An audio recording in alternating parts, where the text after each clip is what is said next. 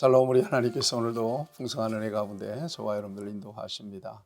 말씀 안에서 주님과 동행하시는 저와 여러분들이 되길 바랍니다. 오늘 하나님께서 우리에게 주시는 말씀은 창세기 제33장 12절에서 20절까지 있는 말씀입니다. 야곱과 에서가 만나는 장면은 한편의 드라마와 같습니다. 정말 이런 극적인 드라마도 또 없을 것입니다. 에서는 20년 동안 분을 품었던 사람이고요. 야곱은 그 같은 에서의 분노를 알기 때문에 에서가 400인을 거느리고 그를 맞으러 온다는 소식을 듣고 완전히 공포에 사로잡히게 되는 거죠. 그 즈음에 야복강에서 나루에서 하나님과 홀로 남아서 씨름하는 그런 장면들 여러분들 잘 기억하실 것입니다. 그 야복강 씨름 사건을 통해서 환도뼈가 부러졌고, 그리고 그가 새 이름을 얻잖아. 야곱에서 이스라엘. 그리고 난 다음에 야곱이 많이 달라졌습니다. 담대해졌습니다. 그리고 많은 부분, 내려놓아진 부분들이 있다는 것을 그의 모습 속에서 발견하게 되죠. 예물 세 떼를 나눠서 먼저 에서에게로 보냈고요.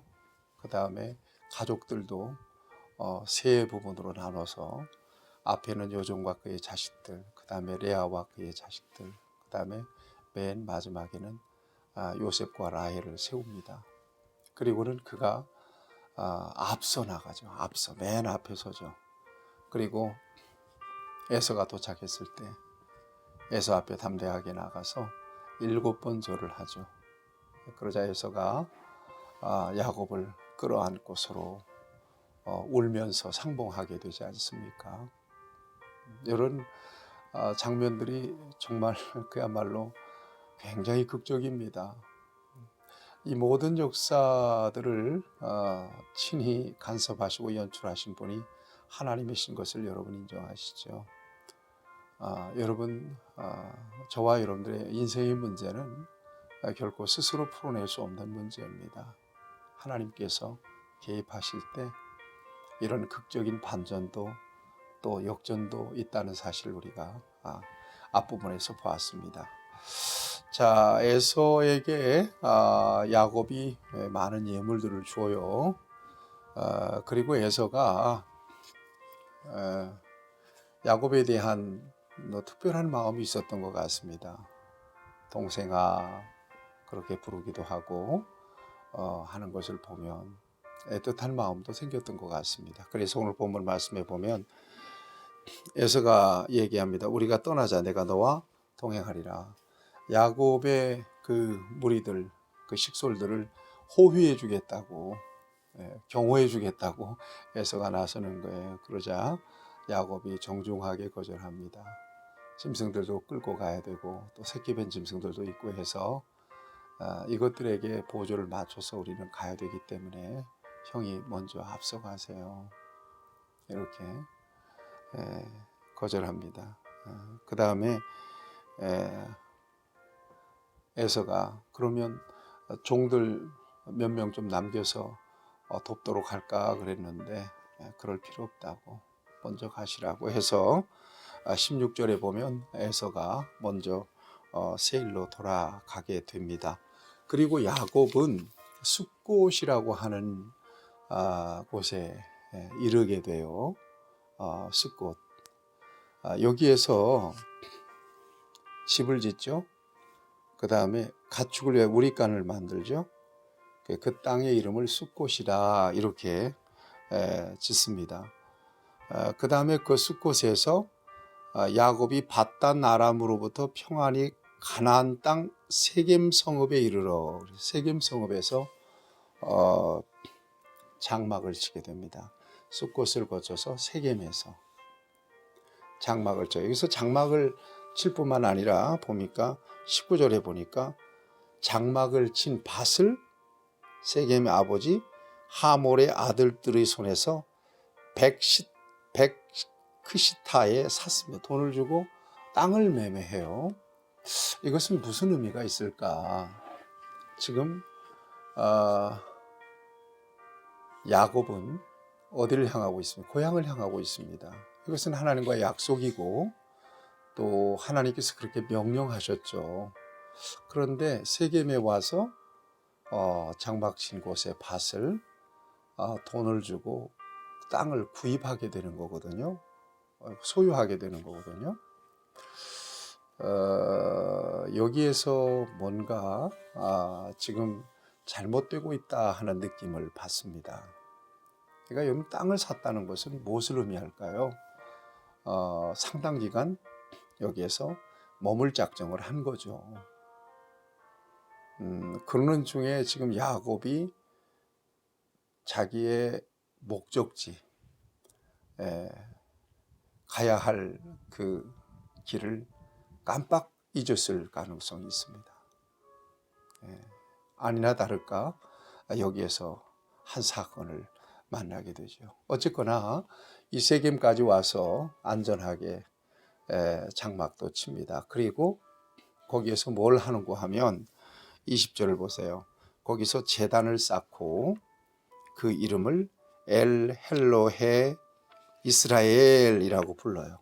제단을 쌓고 엘 헬로헤 이스라엘이라고 하는 말은 하나님, 엘 하나님, 그다음에 엘로헤 이스라엘, 이스라엘의 하나님이라는 그런 의미입니다. 제단을 쌓고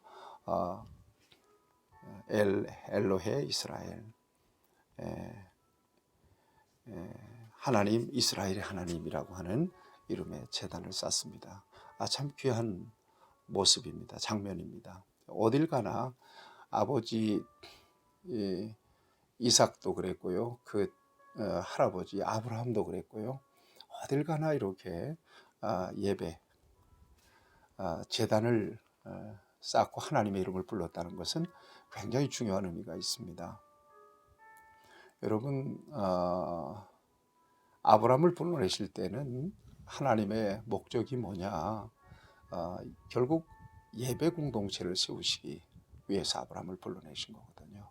지금 그 같은 하나님의 계획들을 지금 이렇게 이끌어 가시고 있는 거예요. 오늘 그리스도인들에게 있어서 인생의 목적 하나를 이야기하라면 그것은 예배입니다. 언제나 신앙은 예배로 풀리고 또 예배로 설명이 다 가능해요. 에덴 동산의 예배, 타락함으로써 하나님과의 관계가 끊어지면서 예배를 잃어버렸죠. 그리고 인간의 역사가 어떻게 됐나요? 2000년 전에 우리 예수님이 이 땅에 오셔서 하신 일이 뭐예요? 십자가와 부활의 역사를 통해서 하나님과의 관계를 이어주셨잖아요. 우리는 예수 그리스도의 이름으로 하나님을 찬양하고 이 땅에 사람이 예배합니다. 그리고는 이 세상 지나고 천상에서의 예배, 영원한 예배, 신령한 예배, 영적인 예배 자로 우리가 살아가게 되는 거거든요. 그러니까 성도의 삶은 예배의 삶입니다. 예배가 중심이 되어 있는 삶이 성도의 삶이죠. 그런 차원에서 예배 그러면 성도들의 삶 자체가 예배죠. 그렇지만 저와 여러분들이 온전하게 오롯이 하나님이 정하신 장소의 성전에서 예배당에서 경건되게 하나님 앞에 예배하는 것은 일상에서의 예배를 가능하게 하는 굉장히 중요한 그 신앙의 그 뭡니까? 과정입니다. 성전 예배 굉장히 중요해요. 그 예배를 잃어버리면 일상에서 예배는 불가능해져요. 신앙마저도 식어지게 되고 또 이루어지게 되는 거거든요. 예배가 너무나 중요하다라고 하는 거죠. 지금까지 인도하신 우리 하나님께서 이후의 인생도 맡겨드릴 수 있는 예배는 우리의 인생에 있어서 가장 중심에 놓여야 될 최우선 가치라고 하는 것을 저와 여러분들이 잊지 마셔야 될 것입니다. 어딜 가든지 우리가 있는 곳에서 예배자로 하나님 앞에 발견되는 그런 은혜가 있기를 바랍니다. 그런 차원에서 야곱의 이 같은 모습은 우리에게 중요한 메시지와 도전을 주십니다. 기도하겠습니다.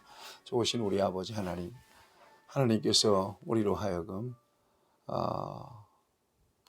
예수 그리스도의 보혈의 공로와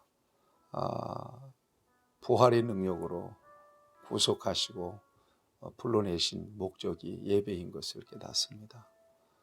어디에 있든 어떤 모습으로 살든 하나님의 이름을 부르며 예배하고 하나님을 예배를 통하여 영화롭게 하는 삶을 살아가기에 부족함이 없도록 우리를 인도해 주시옵소서. 하나님 앞에 발견되는 예배자가 되게 해 주시옵소서. 예수님의 이름으로 기도하옵나이다. 아멘. 여러분 축복합니다.